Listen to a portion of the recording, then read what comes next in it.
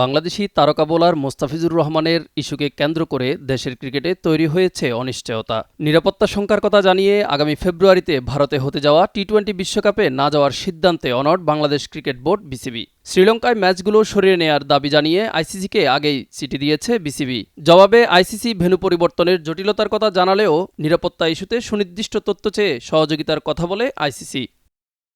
এর ধারাবাহিকতায় আবারও আইসিসিকে মেইল পাঠিয়েছে বাংলাদেশ ক্রিকেট বোর্ড। ক্রীড়া উপদেষ্টা আসিফ নজরুলের সাথে আলোচনা শেষে পাঠানো ওই চিঠিতে ভারত সফর ঘিরে নিরাপত্তাজনিত উদ্বেগের কথা ব্যাখ্যা দেওয়া হয়েছে। একই সাথে শ্রীলঙ্কায় ভেন্যু পরিবর্তনের দাবি পুনর্ব্যক্ত করা হয়েছে। বোর্ড সূত্র জানিয়েছে, আইসিসি যেসব নিরাপত্তা প্রশ্ন তুলেছিল সেগুলোর বিস্তারিত ব্যাখ্যা দেওয়া হয়েছে নতুন চিঠিতে।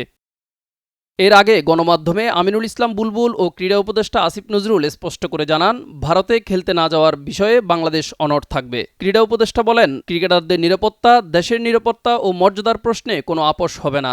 বিশ্বকাপ খেলতে চাইলেও বিকল্প আয়োজক দেশ শ্রীলঙ্কায় খেলার দাবি জানিয়ে আইসিসির কাছে যুক্তিগুলো ন্যায্যভাবে বিবেচনার আহ্বান জানিয়েছে বিসিবি।